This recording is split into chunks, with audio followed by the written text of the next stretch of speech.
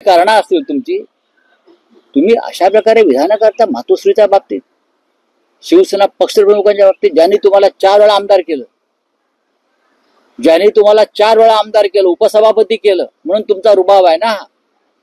मुळात साहित्य म्हणजे मराठी साहित्य महामंडळ आहे, त्यांनी माफी मागायला पाहिजे. ज्या कोणी त्या उषा तांबे वगैरे बाई आहेत ना, त्या कोण आहेत मला माहित नाही, त्यांचं काय साहित्यातलं योगदान मला माहित नाही. हे साहित्य संमेलन भरवणार, मराठीचं उद्घोष करणार. आतापर्यंत आम्ही या विषयावर कधी बोललो नव्हतो. मराठी भाषेचा आणि मराठी साहित्याचा विषय, साहित्य आम्हाला कळतं, आम्ही लिहिणारे माणसं आहोत.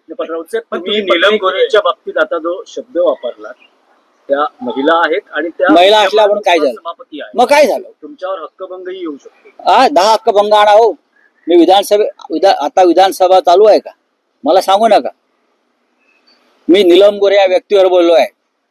काल ती उपसभापती म्हणून बोलली का उद्धव साहेबांविषयी, सभागृहातला विषय का? मला तुम्ही नियम सांगू नका. मी 24 वर्ष राज्यसभेत आहे, मला विधानसभा त्यांच्या आधीपासून माहिती आहे.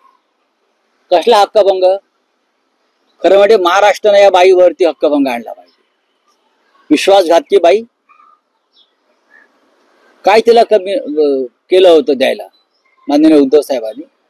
हक्कभंग वगैरे मला धमक्या देऊ नका हो. आम्ही सगळं तुरुंग वगैरे भोगून आलेलो आहोत, सगळे. ईडी झालं, सीबीआय झालं, हक्कभंग पण झालेत आमच्यावर संसदेचे. काल